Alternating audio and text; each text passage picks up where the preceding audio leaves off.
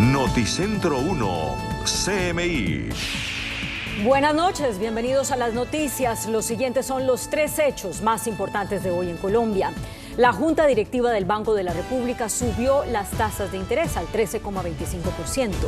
De acuerdo con la autoridad monetaria, si bien se ha estabilizado, la inflación aún se mantiene en altos niveles. El banco espera que a partir del segundo semestre del año se dé una reducción significativa de la inflación. Vamos a ampliar esta noticia en nuestra emisión nacional a las 9 de la noche.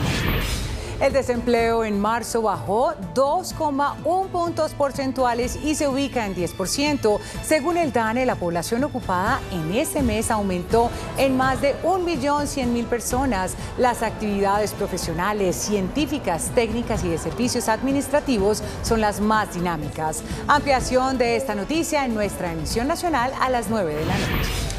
Se cumplieron 2 años del estallido social, una de las movilizaciones de protesta más grandes que ha vivido el país. En conmemoración, en Bogotá hubo marchas, algunas con esporádicos enfrentamientos entre manifestantes encapuchados y el SMAT de la policía.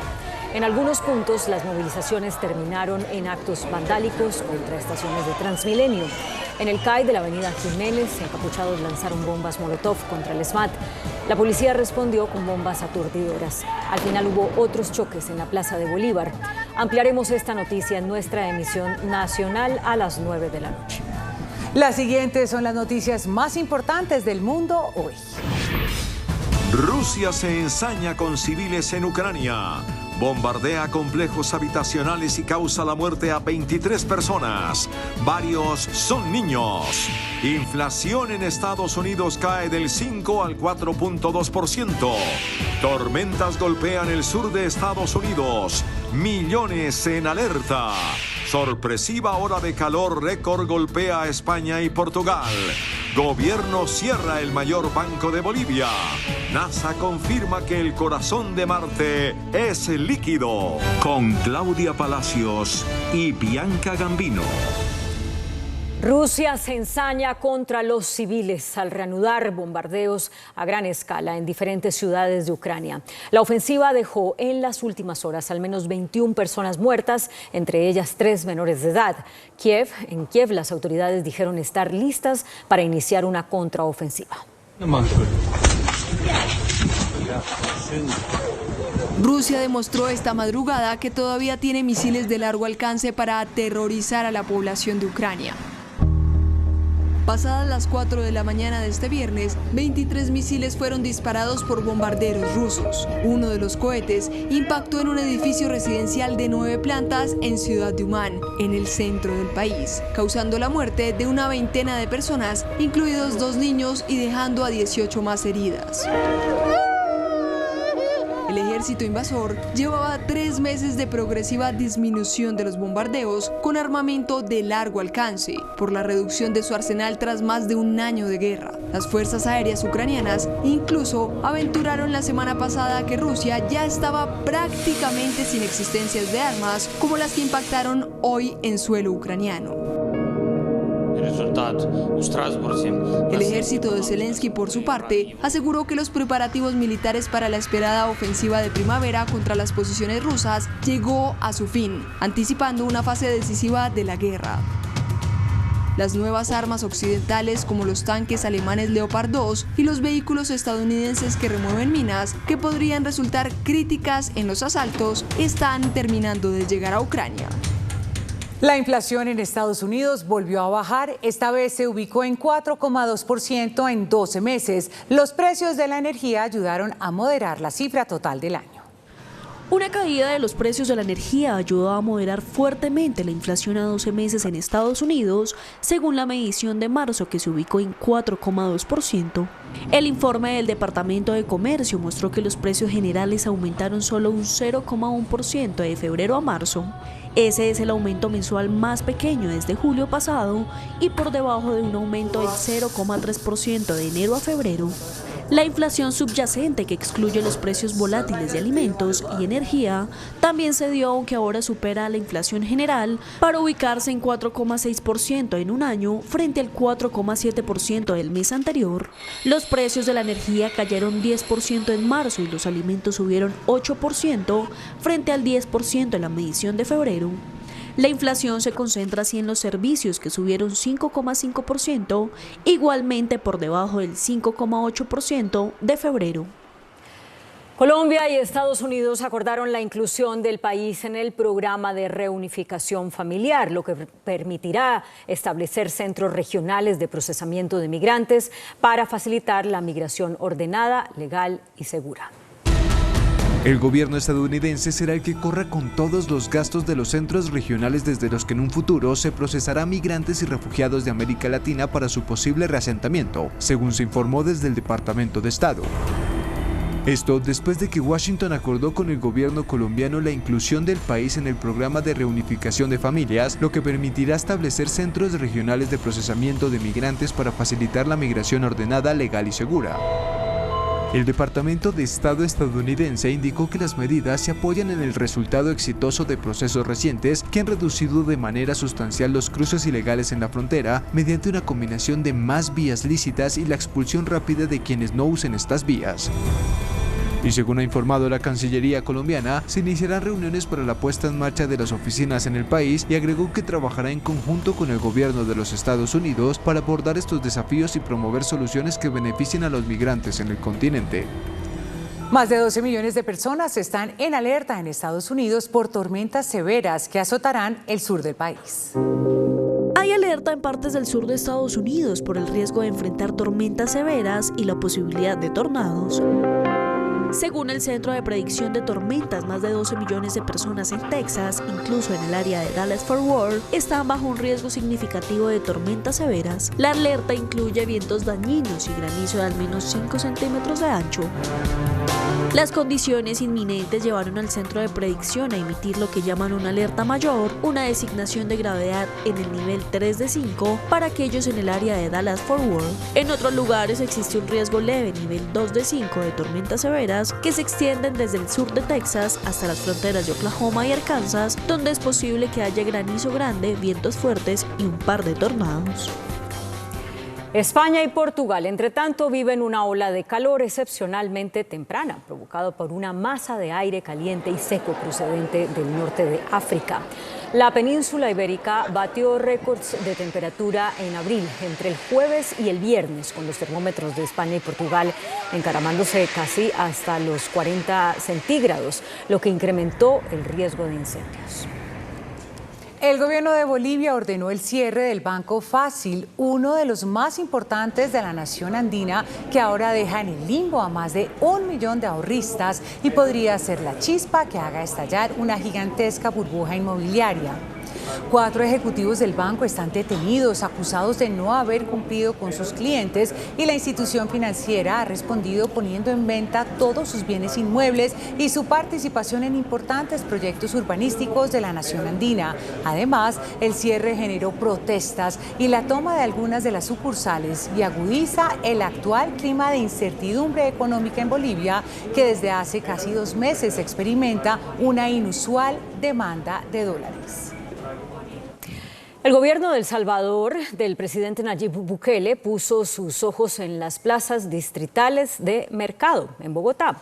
Una comitiva de El Salvador recorrió diferentes plazas de la capital del país para conocer su modelo de administración y tomarlo como referencia en ese país. Durante la visita, los delegados probaron todas las delicias que ofrecen estos centros de abastecimiento, como frutas, frijoles y la popular fritanga. El presidente de la BBC se vio forzado a dimitir por ayudar a Boris Johnson a conseguir un préstamo. El líder de la Corporación de Radiotelevisión Pública Británica, Richard Sharp, ha tirado finalmente la toalla después de intentar hacer frente durante meses al descontento. Un informe publicado este viernes determinó que Sharp, un ex banquero que asumió en 2021, violó las reglas al no declarar que había ayudado al entonces primer ministro Boris Johnson a obtener un préstamo de casi $100.000. El presidente de Brasil, Luis Inácio Lula da Silva, demarcó 6 territorios indígenas en Brasil. Firmó decretos que enmarcan estos 6 nuevos territorios para pueblos indígenas, los primeros desde el 2018, uno de ellos un vasto territorio en la Amazonía. Estas nuevas reservas que garantizan a los indígenas el uso exclusivo de los recursos naturales, preservando su forma de vida tradicional, son consideradas por los científicos como una de las principales barreras contra la deforestación, cuyo control es uno de los objetivos prioritarios del gobierno. Tras llegar a Hungría, el Papa Francisco se reunió con la presidenta y el primer ministro del país, en donde le pidió a Europa ocuparse de la crisis migratoria. El máximo pontífice de la Iglesia Católica llegó a Budapest, capital húngara. En su primer acto oficial dentro del país se refirió a la crisis migratoria que se vive en Europa, problemática que según él traerá consecuencias sobre todas las naciones y que el viejo continente debe ocuparse sin ningún tipo de excusas o dilaciones. La declaración de Francisco se dio ante la fuerte postura de Hungría contra la migración, que aunque ha acogido a miles de refugiados ucranianos, mantiene una política de puño duro frente a la crisis. La visita del Papa también tiene el objetivo de generar lazos con las autoridades húngaras con el fin de formar aliados para detener la guerra en Ucrania. Además, el sumo pontífice estará en el país hasta el próximo domingo. La NASA reveló de qué está hecho el núcleo de Marte, el llamado planeta rojo por el color de su superficie. Esto se concluye gracias a los hallazgos de la sonda InSight, el primer robot que estudió las profundidades de Marte y que por eso encontró que el planeta posee un núcleo líquido, a diferencia de la Tierra, que combina uno externo líquido y un núcleo interno sólido. De acuerdo con los científicos de la NASA, el corazón de Marte está compuesto por hierro líquido combinado con oxígeno y sulfuro. El rápido avance de la tecnología de cámaras que incorporan los dispositivos móviles ha fomentado el surgimiento de tendencias como el cine minuto, un formato de realización audiovisual de solo 60 segundos en el que se pueden crear historias de cualquier género desde un smartphone. Hasta hace muy poco tiempo era muy difícil hacer producciones audiovisuales con bajo presupuesto y a una alta calidad, ya que no era tan fácil acceder a los costos y exclusivos equipos para su realización. Sin embargo, el rápido avance de la tecnología de cámaras que incorporan los dispositivos móviles con los cuales se puede tener una excelente calidad de imagen y sonido, ha fomentado el surgimiento de nuevas tendencias como el cine minuto o microrelatos fílmicos, un formato de solo 60 segundos en el que se pueden crear historias poderosas de cualquier género desde un smartphone, y cuyo valor es reconocido en Vivo Films, un torneo nacional universitario complementado con una serie de talleres en reconocidas instituciones académicas y con personalidades del cine, con los que se busca formar a las nuevas generaciones de realizadores ante el desafío que representa crear un cortometraje original con una historia atractiva en un corto periodo de tiempo y desde sus dispositivos móviles. La convocatoria, que estará abierta hasta el próximo 9 de junio, refleja el compromiso de Vivo con la educación, ya que su meta es fomentar la creación de este tipo de producciones audiovisuales para que desde la academia sean los estudiantes quienes puedan aprovechar al máximo las herramientas de fotografía y video que actualmente ofrecen los celulares. Muy buenas noches. Nuestra invitada de esta noche es la señora ministra de Agricultura, la doctora Jennifer Mojica. Yo creo que muchísimas personas en Colombia nos sorprendimos con el nombramiento de la doctora Jennifer como ministra. Muchos y muchas. Pero sobre todo creo que la más sorprendida fue usted. Sí, así es. ¿Cómo? ¿No la sorprendió el nombramiento? Pues totalmente sí. Todavía estoy estupefacta, entiendo ahora sí el sentido de la palabra, porque pues en la tradición política colombiana, cuando una persona que no perteneciera a un partido mayoritario o a una familia política o que representara políticamente algo iba a llegar a ser ministra de un sector. Yo soy una persona técnica experta en el sector de agricultura, me encanta, me fascina. Llevo más de 25 años trabajando en la tierra, en el territorio, con las comunidades, entendiendo el problema agrario, tratando de construir desde donde esté soluciones. Soy una militante en eso de tratar de construir paz con las comunidades, pero nunca me imaginé ni aspiré llegar a este punto de mi vida. ¿Su padre era campesino? Mi papá era de una familia campesina, él era campesino de Soatá, Boyacá, esa es tierra caliente, tabacalera. Mi abuelo eran jornaleros del tabaco, di tú un siervo sin tierra. No tenemos tierras ni propiedades. ¿Abuelo y papá? Abuelo de papá. Y de ahí viene su devoción por la tierra. Mi emoción por la tierra yo creo que tiene que ver un poco con reencontrar esa raíz, pero mi papá se vino muy pequeñito a Bogotá a buscar futuro y terminó en el ejército y fue sargento del ejército y pensionado. Ellos murieron en 2020, pero mi vida ha sido siempre esa, la del espacio público. Estudié toda mi vida en escuelas públicas. Por ahí me ha dado mucha alegría ver que colegios por los que pasé, institutos integrados, tecnológicos por los que estudié, se sienten orgullosos de verme aquí. Y soy egresada de la Universidad Nacional. No sé lo que es pagar una matrícula costosa en mi vida. Soy muy agradecida por lo público y en mi familia tenemos esa lealtad que se tiene pues desde las familias militares frente al Estado y a las instituciones. ¿Quién cercano? Usted es la menor de los 3 hermanos, ¿no? Somos 3 hermanos, yo soy la menor, mi hermano mayor es abogado, él trabaja en la Defensoría del Pueblo, es un defensor público de carrera, desde que se creó la Defensoría está, ocasionalmente lo encargan como defensor regional del Casanare, pero como tampoco es político suele ir y venir. Y mi hermana del medio, esa enfermera, es una auditora en salud ahorita, muy importante su trabajo en los temas de salud. Pues son una familia más o menos tradicional, más o menos conservadora, y yo soy la Cuba. ¿Y usted es conservadora? Yo soy institucional, yo creo que yo soy una liberal de pensamiento, sí. Una demócrata, creo profundamente y soy una defensora de derechos humanos. Por eso la conoce más la gente, ¿no es cierto? Por su dedicación a la defensa de los derechos humanos. Por eso me conoce a mí la gente, porque me he batallado y sufrido de la mano de las comunidades más golpeadas por la guerra, cada reivindicación de sus derechos a no ser desplazado, a ser reparados, a la tierra, a la restitución y el derecho fundamental a la paz. ¿Y su padre por qué dejó Soatá? Porque eran una familia con muchos hijos, muy pobre, y él era un muy buen estudiante. Mi papá alcanzó a estudiar hasta quinto de primaria en la escuela Veredal. ¿Cuántos hijos? Ellos eran 12. 12. Y él era el mayor, entonces eso era un trabajo forzoso, sí. Y súper pobres. Y entonces él contaba, cuando vivía, que él era muy buen estudiante, muy inteligente. Pero cuando llegó, para ir a la escuela era como 1 hora y media a pie, yendo y volviendo. Cuando llegó a quinto ya no hubo donde hacer bachillerato y él quería salir de eso, él sentía que eso era un atraso, entonces se vino a buscar suerte para estudiar. ¿Y estudió? No, mi papá llegó a cuarto de primaria y mi mamá alcanzó a hacer como hasta sexto. Ninguno de los dos. Mi mamá, ama de casa, muy amorosa, hizo estos hijos y esta familia muy bien formada. ¿Y entonces cómo comienza su vida? Es decir, siendo su papá campesino, su madre ama de casa, su papi sale de Soatá, se viene para Bogotá, termina como sargento. ¿Cómo es entonces, cómo comienza su vida académica? Bueno, mi vida académica, bueno, yo nací en Bucaramanga, Santander, pero nuestra familia somos de aquí y de allá.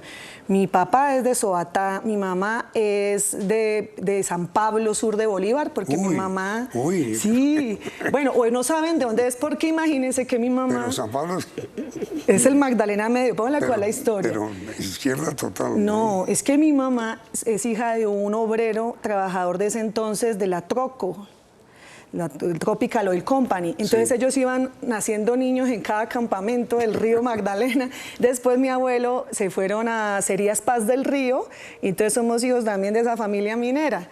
Pero son más de Boyacá, ellos son más de Duitama.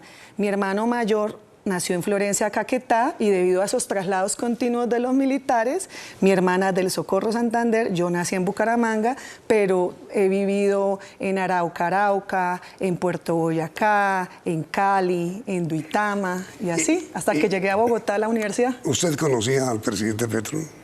No, lo conozco ahora personalmente. ¿No lo conocía antes? No, hasta ahora. ¿En la campaña no?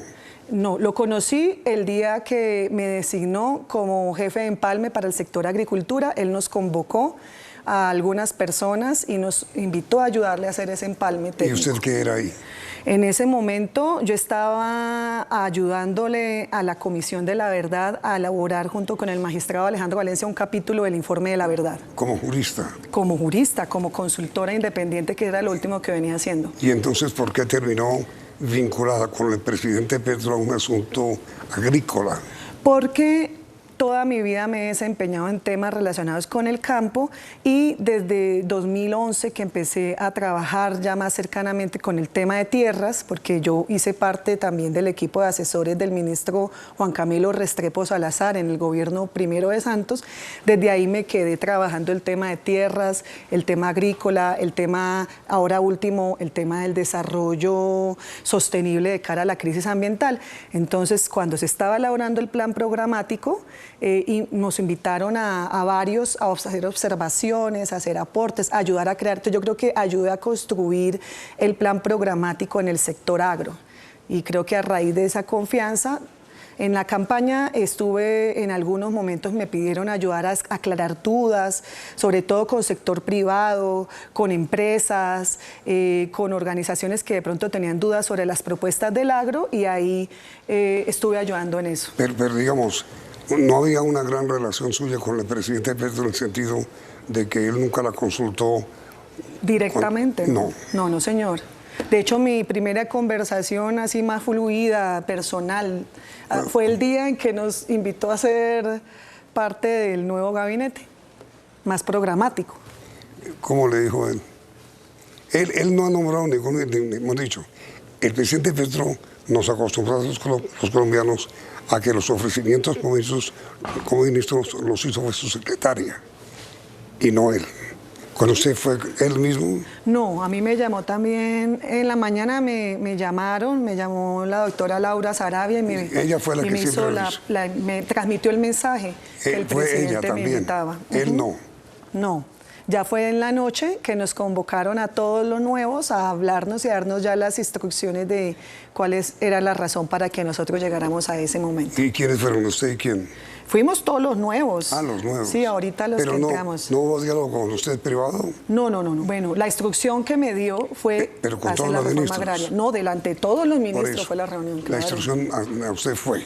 El presidente nos reunió a todos y a uno por uno nos fue dando instrucciones. Y cuando llegó a mi tema, mi instrucción es, y aquí llegó Jennifer Mujica, experta en tierras, con una larga trayectoria, para que saque adelante el compromiso que tenemos con la reforma agraria. Esa es su tarea, cumplirle a la gente que votó por nosotros, avanzar en hacer resultados cada vez más rápidos, hacer que la gente sienta que de verdad estamos cumpliéndoles con la reforma agraria. ¿No ha tenido usted ninguna conversación directa con el presidente sobre los temas concretos que debe tratar en el proyecto de reforma agraria? Sí, no, esta reunión pues uno por uno fue muy exhaustiva. No, pero digo, al margen de esa. Ah, no. De ahí ya nos coge esta avalancha de cambios caóticos sobre cómo entrar a esta ola tan grande y bueno, empezando a pararme ya en la tabla de surf. ¿Y cómo se siente como ministro? Yo creo que estoy en ese momento de transiciones porque en mi vida pensé que iba a llegar a un proceso como de tanta visibilidad. No procesos difíciles, yo creo que yo soy una persona muy trabajadora con una gran capacidad de sacar adelante, eso me caracteriza. De tareas duras las puedo empujar y soy incansable, infatigable y eso hace que todos mis jefes me amen, me acompañen. El doctor Juan Camilo Restrepo era de los que decía que yo debía haber sido ministra desde el principio. Mis jefes en la Comisión de la Verdad, el doctor Gustavo Gallón, que fue jefe mío en la Comisión Colombiana de Juristas, yo fui su subdirectora 6 años. Miriam Villegas fue mi jefa en el INCUDER. O sea, mi capacidad de mover cosas duras, de organizar procesos y hacer eficiente proceso, o sea, ser efectiva, es lo que me caracteriza. Entonces, a eso no le tengo ni miedo, de hecho me genera muchas ganas, yo soy muy optimista, creo que es un momento histórico en el que podemos darlo todo para salir adelante. Pero estos cambios, pues, del tiempo privado que uno empieza a perder, de tener una visibilidad tan pública, de tiempo con los hijos. Bueno, es duro. A propósito de, perdón que le interrumpa, a propósito de sus hijos, señora ministra, pues usted está criando, pues tiene un niño de 8 y otro niño de 7 años. Sí, señor. Está criando. ¿Ellos ya entienden qué es ser ministra? Bueno, mis hijos han estado en la barriga y han estado alzados en el canto, y desde que caminan han caminado el campo colombiano, las veredas, los caminos, las organizaciones. Ellos están completamente relacionados con el trabajo mío y del papá. El papá también trabaja en temas agrarios y ambientales en la Amazonía. Nosotros los hemos involucrado siempre a nuestro trabajo social y comunitario. Pero ellos tienen conciencia ya clara de qué es ser ministra. Yo creo que el más grande ya empieza a entender, porque obviamente en el colegio les hablaron, los tratan distinto, empiezan a ver que no tienen el tiempo suficiente. El menor le ha costado bastante, pero yo creo que para ellos sobre todo lo más duro ha sido verme en televisión tanto tiempo. ¿Y su esposo cómo reaccionó? Mi esposo me dio un respaldo total. Dice que mientras podamos hay que construir, poner al servicio del país. Lo tomamos como un servicio civil, como un mandato popular que tenemos, al que hemos trabajado siempre y en el que seguiremos trabajando siempre desde donde estemos. Pues bueno, ministra, mire, que tenga muchísima suerte. Ahora sí vamos a hablar de trabajo.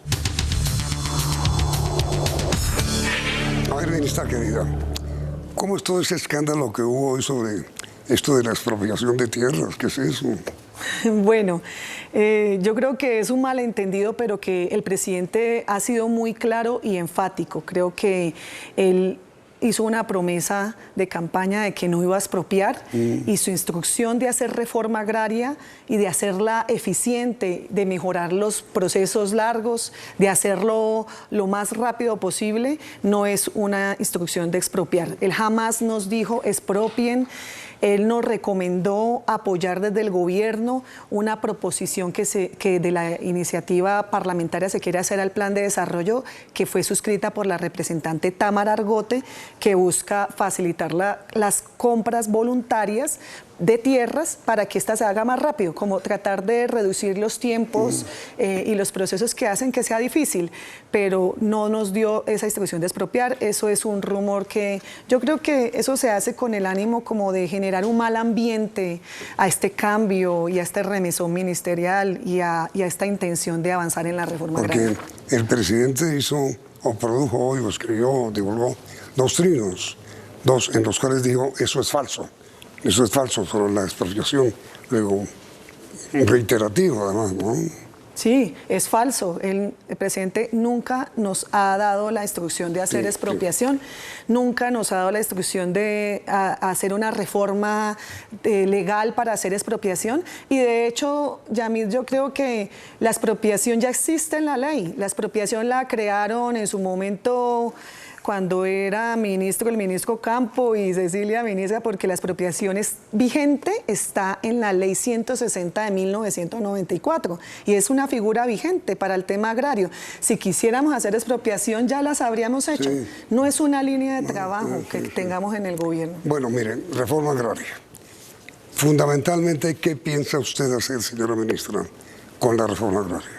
Bueno, para hacer la reforma agraria tenemos que hacer que la agencia trabaje 24/7, la Agencia Nacional de Tierras. Ya se han adoptado las medidas de mejorarles el presupuesto, de mejorar la institucionalidad, se han abierto varias oficinas en el territorio, que es donde se tiene que trabajar, porque eso casi que lo habían llevado a su extinción, y hacer que todo avance más rápido, reducir estos procesos, tener una voluntad política de hacer que esto se dé. Pero entonces, mire, primero, ¿qué va a hacer usted para comprar la tierra que ya ofreció Fedegan? Bueno, ahí en eso estamos ahora revisando junto con la agencia qué es lo que funciona para seguir haciéndolo, qué es lo que tiene problema para superarlo y qué es lo que hay que ser más creativos. Para comprar tierras necesitamos además contar con una articulación con el Instituto Geográfico Agustín Codazzi y con las oficinas de notariado y registro. Ya las dos entidades se han puesto a disposición nuestra para mejorar articulación, hay que hacer que sea rápido.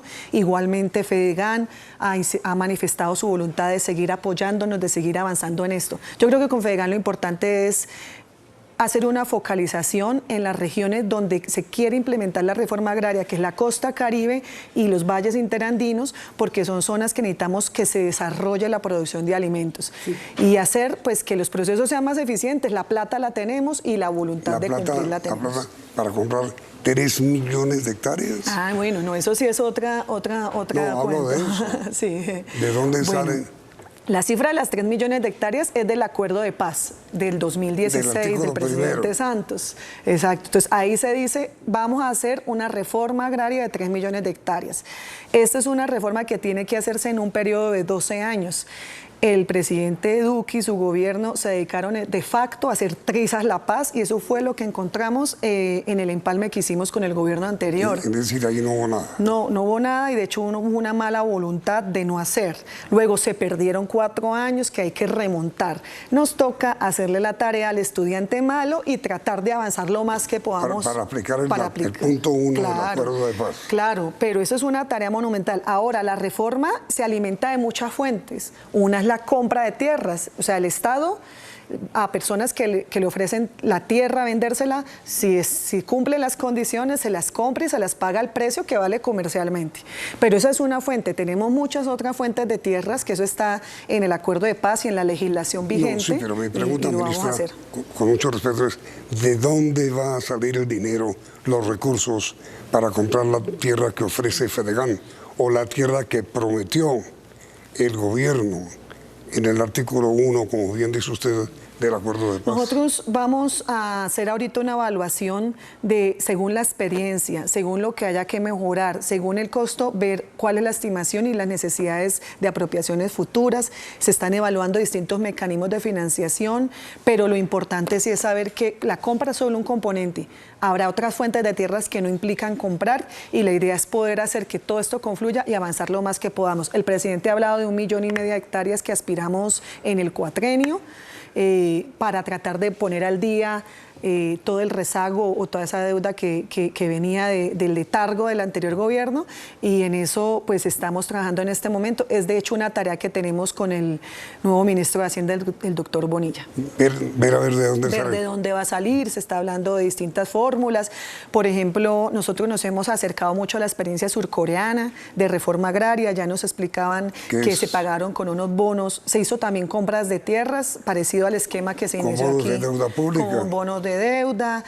Aquí en Colombia, históricamente, porque no es nuevo que compremos. Así se financia el Estado. Se ha intentado hacer en distintos momentos de la historia. Hay otras propuestas que vienen de otras tendencias que tienen que ver más con temas de anticipación futuro. Vamos a evaluar, eso es una tarea que tenemos que estudiar. Cuando la tengamos clara, con toda transparencia la vamos a explicar. Señora ministra, usted pues apenas acaba de asumir. Usted sabe que hay una disparada de precios, especialmente de alimentos, por el problema de la guerra, la falta de urea, la falta de insumos. ¿Qué piensa usted hacer para contener el alza, por lo menos contenerla en el precio de los alimentos? Yo creo que esa es una de las cosas urgentes que además tienen más afectación directa. Todos hemos sentido la carestía de la vida. Se suma desafortunadamente la situación de la inflación, la devaluación, que ahorita al menos ya se supone que está parando. Para aligerar los precios de los alimentos, que es una prioridad también del gobierno y que es algo en lo que no se había visto tampoco resultados hasta este momento, lo que estamos pensando es reactivar políticas del sector que ayuden a eso. De un lado, apoyando a los productores del campo, y es que algunos, los que más están sufriendo esto también son los que producen alimentos, los cultivadores, los campesinos, porque los insumos están por las nubes, como el dólar está altísimo. Todos los insumos, los fertilizantes son importados. Entonces, en eso el Ministerio tiene una gran posibilidad, que lo dijimos en el empalme, y es que todas estas entidades técnicas, científicas del sector, como el ICA, por ejemplo, pueda ayudarnos a producir internamente parte de esos insumos y fertilizantes para que sea un poco más barato. Está también, ya se había avanzado un poco en la oferta de alivios para los productores. Se acaba de hacer también muy bien el tema de nuevas líneas de crédito y financiación presión para la gente de verdad pobre, pequeña, que necesita alivios y estímulos. Tenemos que mirar qué otros elementos de la política del sector pueden ayudar a bajar los precios de producción. Y de otro lado están los que consumimos. Y en eso hay una cadena de intermediación muy grande. A mí me gusta poner un ejemplo, la cebolla cabezona. Una cebolla cabezona, si vale 100 pesos, 20 se le pagan al productor, pero 100 nos cobran a los que nos la comemos. Entonces uno dice, mejor no como cebolla, ¿cierto? Lo que ha hecho esta pobreza es que la población colombiana deje de comer o que deje de comer cosas nutritivas por comer cosas que llenan. Lo que necesitamos es avanzar en esas políticas contra el hambre y reducir esas cadenas, y en eso hay muchas propuestas en la política de gobierno. ¿A usted le gusta el control de precios? Yo creo que eso es algo que se ha evaluado muchas veces y que la razón por la cual no se ha logrado tiene que ver porque tiene sus pros y sus contras. Lo que quiero hacer es poder retomar, una vez entremos, estas discusiones en un consenso amplio con la gente que sabe de esto. No me gusta, no me disgusta, creo que hay que evaluarlo, creo que no hay una fórmula para todo. Pues hay cosas que podríamos evaluar y revisar precisamente con cada gremio respectivo. ¿Usted hace de mercado? Claro, voy a palo quemado. Bueno, aunque ahora últimamente va mi marido, pero a mí me gusta ir, me gusta comer, tengo ya compra preferencial, me dan frutas. ¿Ha tenido que aumentarle el presupuesto por el mercado? Obvio, pero o sea, el mercado que comíamos hoy vale hasta 2 veces más de lo que hacía. Entonces, o come fruta o le toca dejar de comer carne, los huevos están por las nubes. ¿Y la carne qué tal? Sí, el tema de las proteínas es fundamental para la salud. Yo creo que algo que hay que entender para que le bajemos un poco el ruido al tema de la reforma agraria y esos fantasmas que nos quieren meter miedo, lo que hay que entender, la sociedad tiene que entender que necesitamos mejorar la producción de alimentos para que nosotros podamos alimentarnos mejor y más barato. Esa es la relación de interdependencia. Mejoramos el acceso a tierra, mejoramos el acceso a factores de producción, mejoramos la vida de los que cultivan, mejoramos nuestra alimentación. Necesitamos del campesinado todos los días de nuestra vida. Esa subida de precios tiene que ver también con esas condiciones tan adversas en el campo. Usted sabe lo que le espera, ¿no? Me espera una gran posibilidad de hacer las cosas mejor. Pero el trabajo va a ser muy duro. Va a ser muy duro. Pues porque la gente tiene que vivir comiendo, y hay que ver los precios como están. Usted no se imagina, Yamid, yo siento que todos estos niños muertos de hambre física en este país, sí, especialmente los niños indígenas, sí, especialmente los de La Guajira. Usted que se ha dedicado a eso, además. A los temas indígenas, yo le digo que esas muertes son una vergüenza para cada uno de nosotros. No entiendo cómo podemos seguir viviendo con eso en la carga de conciencia. Un gran porcentaje de las familias en Bogotá no comen 3 veces al día. Aquí hay los indígenas desplazados por la violencia, los Embera, que los tenemos aquí hacinados en Bogotá. Aquí en Bogotá, en nuestros ojos, ante nuestra mirada, están muriendo de hambre. Pues, ministra Jennifer Mojica, lamento mucho el trabajo que le espera porque va a ser muy duro, pero le deseo la mejor de las suertes porque es necesario que usted tenga éxito. Yo voy a tener toda la voluntad e invito a todas las personas, a toda la sociedad, al sector privado, a que tengamos una sensibilidad y decir, esto también me interesa porque me duele, y que trabajemos juntos, seamos creativos. No podemos seguir haciendo lo mismo, hay que juntarnos, hay que hacer un esfuerzo, una juntanza nacional para sacar esta crisis alimentaria, humanitaria adelante. Jennifer Mojica, nueva ministra de Agricultura, me alegra mucho. Mucha suerte, ministra. Muchas gracias. Y a ustedes, televidentes, gracias por la sintonía y los invito a que continúen aquí, en Noticentro 1. Noticentro 1, CMI. Banco de la República sube tasas de interés al 13.25%. Se encarece el crédito. Cede desempleo en marzo. Cae al 10% según el DANE. Presidente responde a críticas de la procuradora a reformas de su gobierno. En desórdenes terminan marchas en Bogotá y Medellín. Nueva ministra de Agricultura advierte que no habrá expropiación express. Defensoría denuncia ante la ONU aumento de reclutamiento de menores. 23 casos este año. Bandas delincuenciales de Medellín entran a la paz total. Aida Merlano no acepta cargos por fuga de presos. Frustran fiesta en La Picota. Incautan licores y estupefacientes en camión que ingresaba a la cárcel. Presidente Petro dice que si no hay reforma pensional, fondos privados desaparecerán en 6 años. Con Claudia Palacios y Bianca Gambino. Iniciamos nuestra segunda hora de noticias. El Banco de la República subió al 13,5% sus tasas de interés. Esta medida implica un encarecimiento del crédito y tiene como objetivo principal frenar el aumento en el costo de vida. Con sorpresa para los mercados financieros, la Junta Directiva del Banco de la República subió sus tasas de interés 25 puntos básicos para ubicarse en 13,25%. Aunque se ha presentado una estabilidad de la inflación, aún se mantiene en altos niveles, hoy en el 13,3%. Las expectativas de inflación continúan por encima de la meta.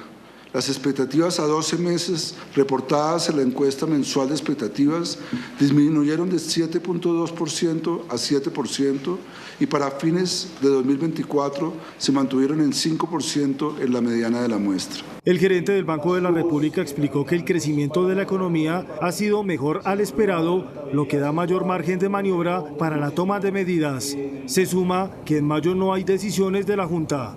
Con la decisión adoptada en su sesión, la política monetaria continúa con su objetivo de llevar la inflación hacia su meta de 3%. Las decisiones sucesivas que adopte la Junta dependerán de la nueva información disponible. Los gremios esperaban que se mantuvieran las tasas para no afectar el consumo. Presionar el costo del crédito tanto para las personas como para las empresas, aumentando el precio de los productos. De los 7 miembros de Junta, 4 votaron en favor de dicho incremento, mientras 2 consideraron en mantenerlas y un codirector pidió subir 50 puntos básicos. El ministro de Hacienda saliente, José Antonio Ocampo, anunció una reducción en la tasa de usura por primera vez después de 18 meses. Pese al incremento de las tasas de interés del Banco de la República, la Superintendencia Financiera bajó la tasa de usura por primera vez en 18 meses. Esta se redujo al 45,41%, lo que representó una disminución de 1,68% frente al mes anterior. Para el gobierno nacional, la medida compensa el incremento del banco emisor. Me siento satisfecho de que ya, por lo menos en eso, unido pues a los programas, digamos, a la decisión de los bancos de bajar varias tasas a pequeños deudores y al programa de inclusión financiera que precisamente tuve la oportunidad de lanzar a través del Grupo Bicentenario, digamos que todas esas tendencias ya muestran algunas señales positivas que esperamos se vayan enmarcando en la tendencia de Colombia también durante este año. En línea, los bancos han venido bajando sus tasas para sostener la demanda del crédito en Colombia. Se dio el desempleo. Según el DANE, este indicador se ubicó en el 10% al cierre de marzo. De acuerdo con el DANE, en marzo de 2023, la población desocupada fue 2,5 millones de personas. En el mismo mes de este año, el desempleo se ubicó en 10%. Tuvo una reducción de 2,1 puntos porcentuales con referencia a marzo de 2022, donde se ubicó en 12,1%. ¿Cuáles fueron las actividades que generaron mayor empleo en marzo de 2023? Están en actividades profesionales, científicas, técnicas y de servicios de administración, con un cambio proporcional de 7,9%. Le siguen alojamiento y servicios de comida, que aporta 0,9 puntos porcentuales. La población ocupada para marzo de este año estuvo en 22,8 millones de personas y la tasa de desempleo de mujeres se ubicó en el 12,9%. La brecha de desempleo entre hombres y mujeres es de 5%.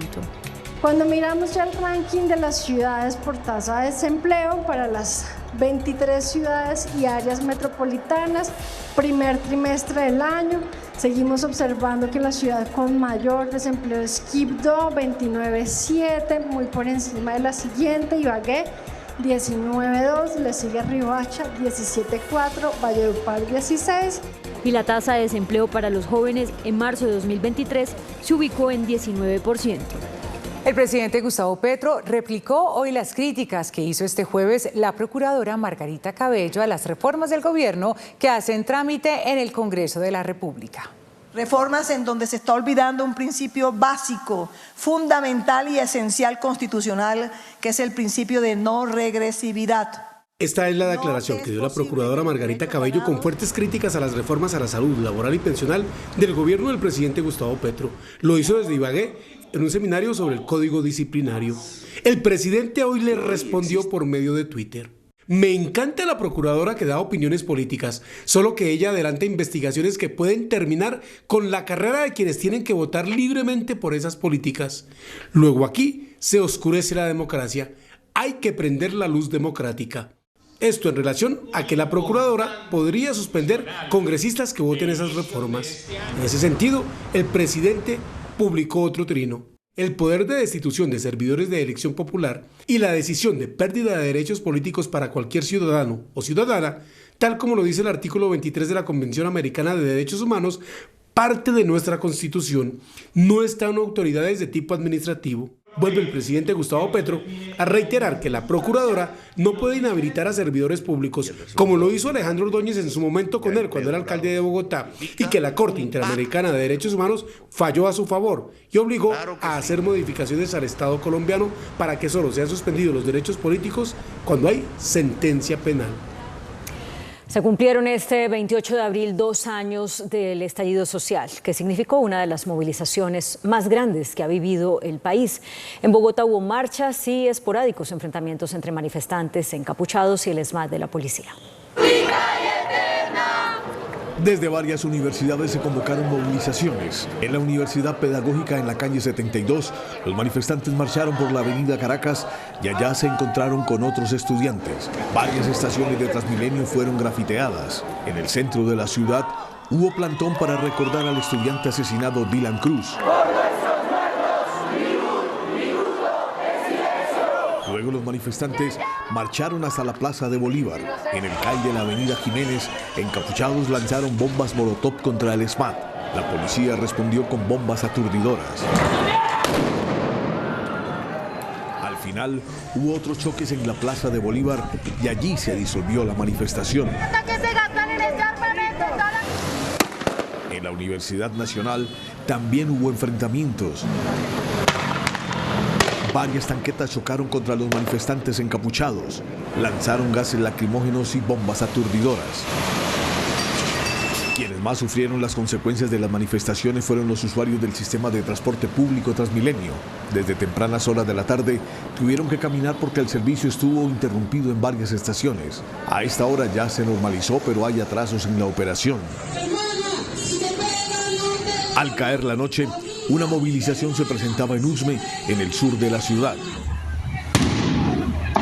En Medellín también hubo marchas y enfrentamientos. Un herido, 3 jóvenes conducidos y una cámara de fotomulta destruida es el balance de las 2 marchas convocadas para conmemorar los 2 años del paro nacional. La designada ministra de Agricultura, Jennifer Mojica, afirmó que no habrá expropiación en la política nacional de tierras que impulsa el actual gobierno. Tras la polémica por la propuesta del gobierno de la Política Nacional de Tierras que se incluye en el Plan Nacional de Desarrollo, la ministra de Agricultura entrante, Jennifer Mojica, aclaró que nunca se habló de expropiación y mucho menos de procedimientos que vayan en contra de los derechos de los campesinos. Desde el Gobierno Nacional no hay la intención de hacer expropiación, fue una promesa de campaña, no está contemplado dentro de los programas y rutas que queremos activar para hacer la reforma agraria. La ministra Mojica dijo que el Plan Nacional de Desarrollo se viene trabajando con el Congreso donde se buscan consensos. Lo que queremos hacer es hacer que esos tiempos se reduzcan, quitar algunos de los cuellos de botella que están allí, que podemos tratar de remover para hacer más rápido el procedimiento. Por su parte, desde Medellín, el presidente de la Agencia Nacional de Tierras, Gerardo Vega, sostuvo que el gobierno no va a adoptar medidas que afecten a la población campesina. El gobierno lo que quiere es hacer comprar rápidamente los predios. Cuando 2 particulares compran un apartamento, lo pueden hacer en una semana, en menos de una semana. Van, miran el apartamento, se ponen de acuerdo en el precio y lo llevan a una notaría y lo radican. Y se termina.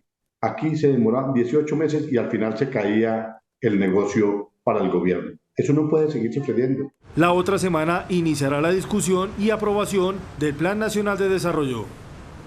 El canciller Álvaro Leiva Durán ofreció esta noche disculpas al gobierno y al pueblo de Panamá por el comentario que hizo recientemente en Washington cuando aseguró que de no haber sido por equivocaciones en las relaciones de Colombia y Estados Unidos, Panamá sería hoy un departamento colombiano. Durante la visita del presidente Gustavo Petro a Washington, el ministro de Relaciones Exteriores Álvaro Leiva Durán aseguró que en los 200 años de relaciones de Estados Unidos y Colombia ha habido aciertos y equivocaciones. Y a modo de chiste dijo, por ejemplo, esta conferencia la hubiéramos podido tener en el departamento de Panamá. La canciller panameña, Yanaina Tenawi Mencomo, reaccionó con dureza y presentó una queja verbal porque considera que el comentario es irrespetuoso para su país. Esas declaraciones fueron desafortunadas. Yo quisiera pensar en la buena fe que fueron tal vez un lapsus del canciller.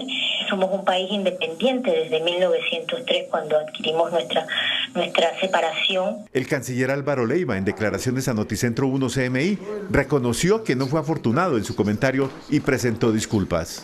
Pues el presidente Petro hizo una alusión y yo otra, pero con una, ¿qué le digo yo? Con un sentido de evocación sentimental, sí.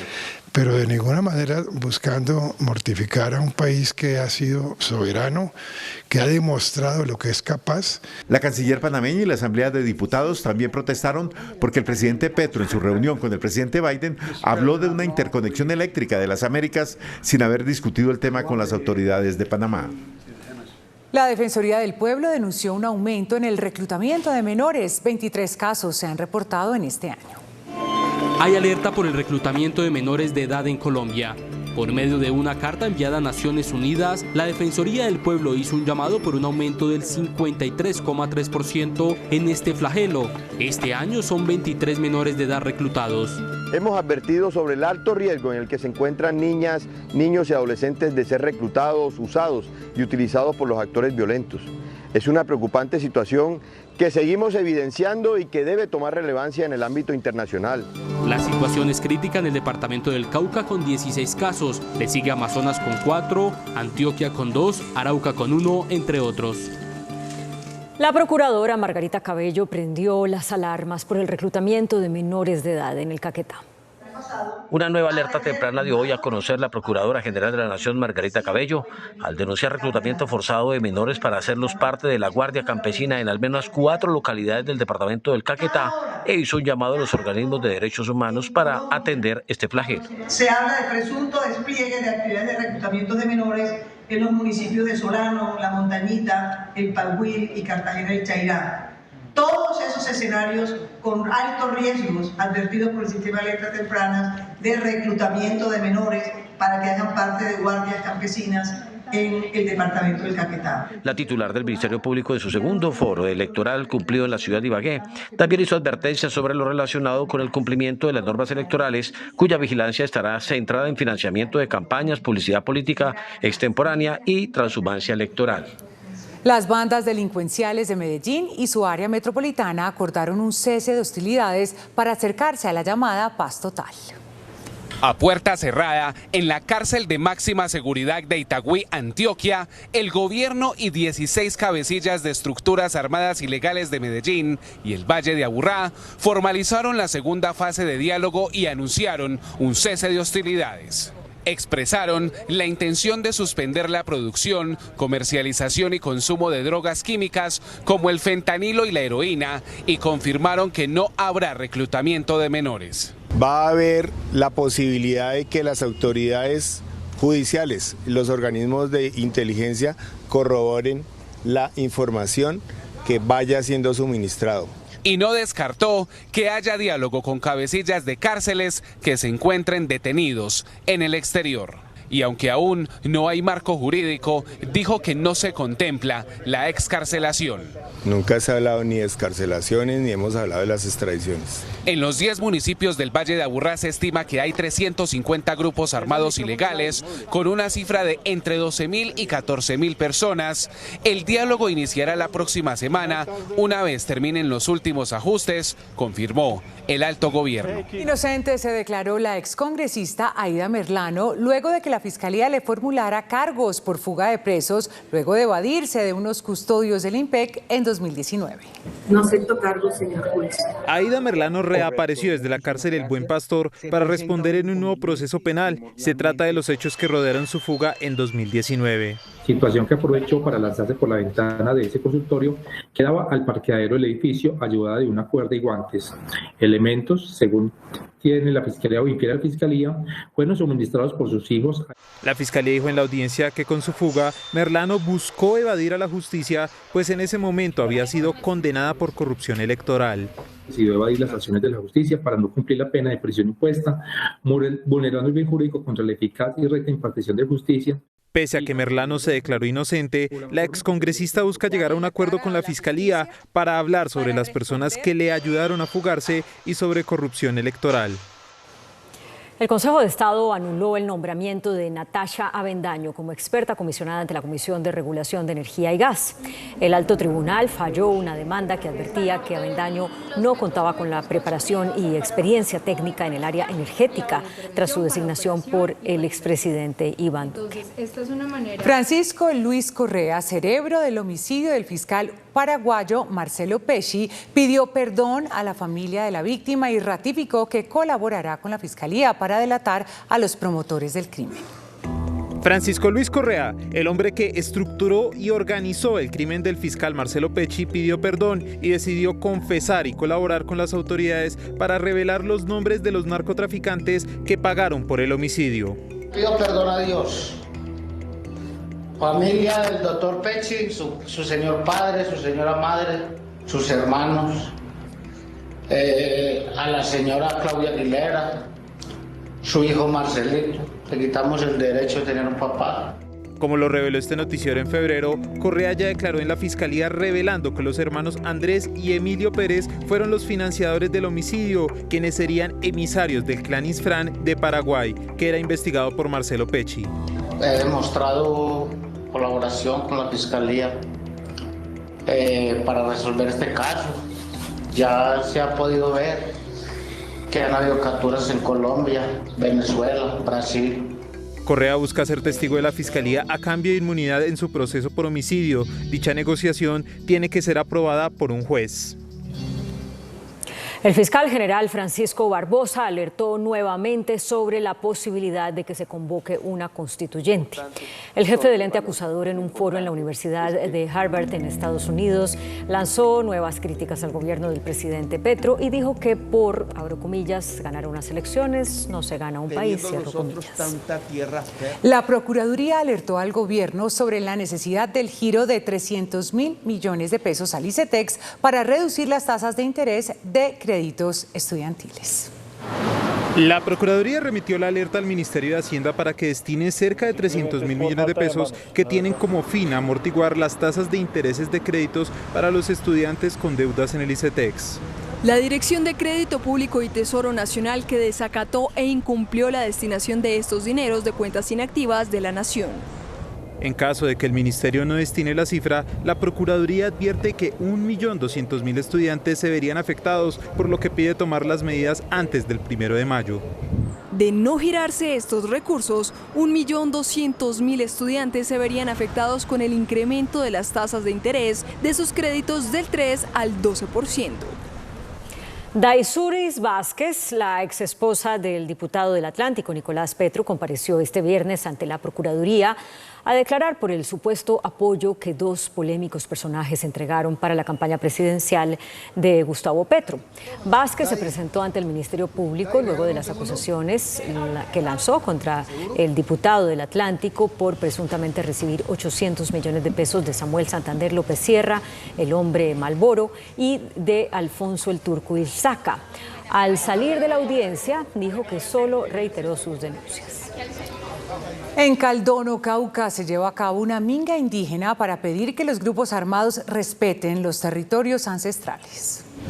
Desescalar el conflicto con el cese al fuego en los territorios es el principal propósito de la minga humanitaria política social por la defensa de la vida, el territorio y la paz que convocó el Consejo Regional Indígena del Cauca en el resguardo del Pital, municipio de Caldono. A comenzar a trazar una ruta la que nos permita ya hacer una discusión más profunda del conflicto y de lo que nos afecta en este momento a nosotros, que es la parte humanitaria. Frente al reclutamiento forzado, se conoció que la Guardia Indígena, en lo corrido de 2023, rescató a más de 30 menores de edad de las filas de los grupos armados ilegales, de los cuales 18 han sido asesinados. La abogada, actriz y activista ambiental Nórida Rodríguez será la nueva gerente del Sistema de Medios Públicos de Radio y Televisión, RTVC, cargo que estaba en interinidad. Rodríguez, con cerca de 40 años de vida actoral, es la actual directora del Festival de Cine Verde que se realiza en Barichara, Santander. La nueva gerente de RTVC lideró un nutrido grupo de artistas que hizo campaña con el presidente Petro. Las autoridades capturaron a Aristo Caicedo, un piloto en formación que está solicitado en extradición por los Estados Unidos.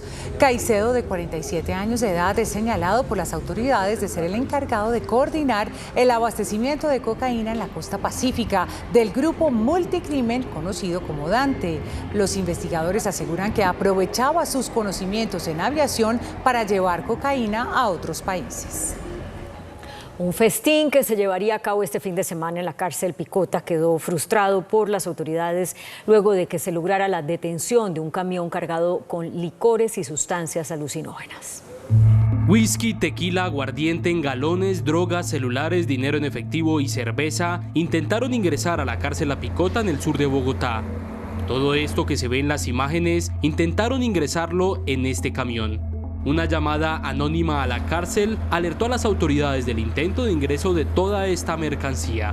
El día de hoy, en la cárcel Picota, hicimos una de las incautaciones más grandes de los últimos días, donde logramos evitar el ingreso de aproximadamente 600 botellas de diferentes licores y 300 sin carne. No se sabe de quién sería la fiesta frustrada.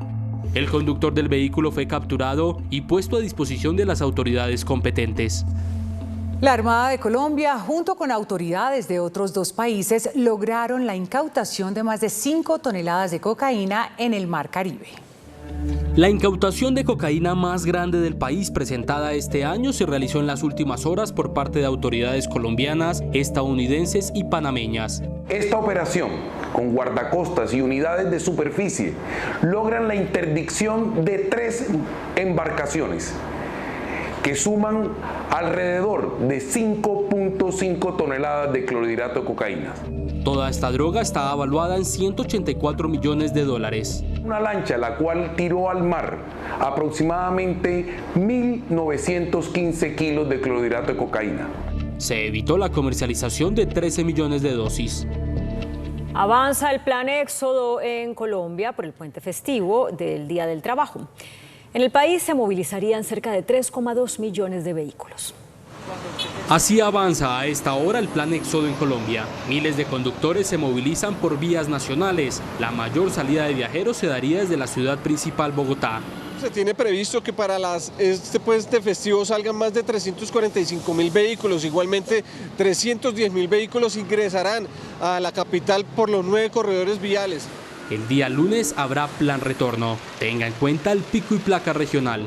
La entrada de los vehículos inicia con pico y placa regional de 12 del día a 4 de la tarde. Los vehículos pueden ingresar con la placa terminada en número par, y de 4 de la tarde a 8 de la noche los vehículos terminados en placa impar.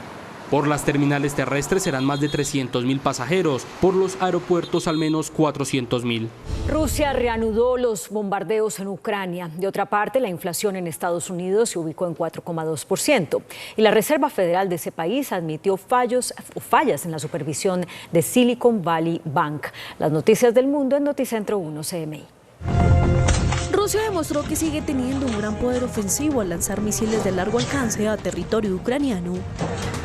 Uno de ellos cayó sobre un edificio residencial de 9 pisos en la ciudad de Uman, en el centro del país. El ataque dejó al menos 25 muertos y 18 heridos.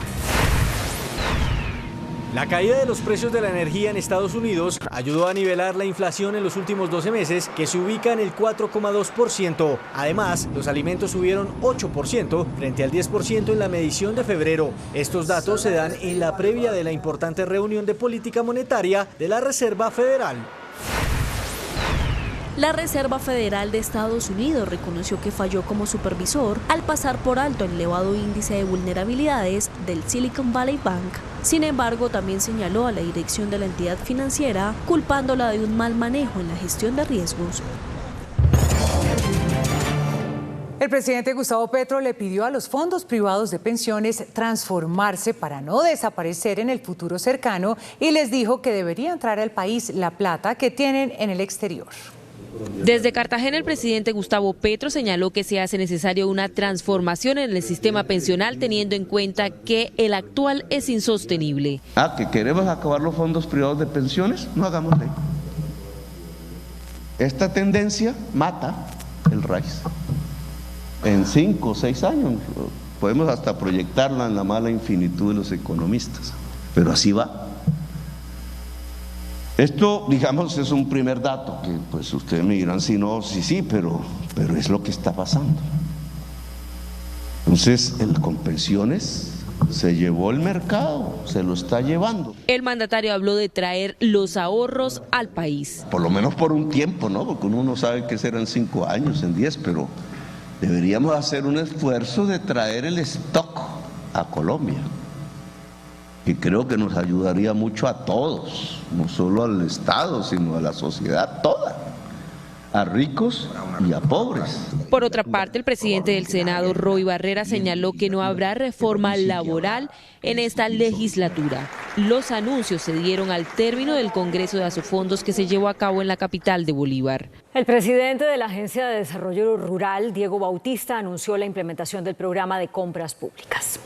La estrategia de compras públicas permitirá a los pequeños productores vender alimentos directamente a las entidades públicas nacionales y regionales. Estas operaciones podrían llegar a los 8 billones de pesos al año.